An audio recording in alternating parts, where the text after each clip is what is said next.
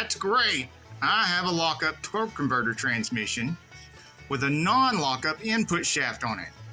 What the heck does that mean? So you've got a lockup transmission, which means you've got the electrical connector here.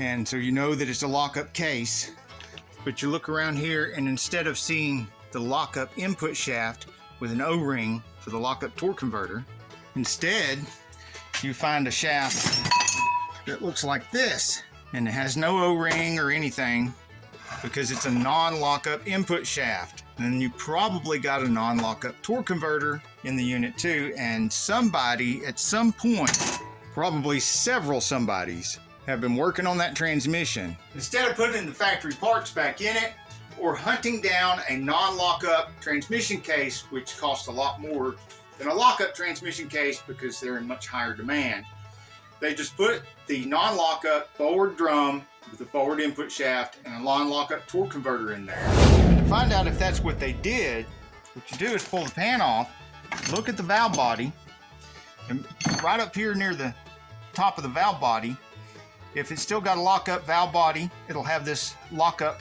valve right here. If they've switched to a non-lockup valve body and a non-lockup plate, they'll have this little plate right here instead of the lockup valve. Isn't that right, Shop Cat?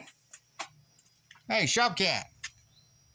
Aren't you even interested in this? Not even a little bit? Just don't care, huh?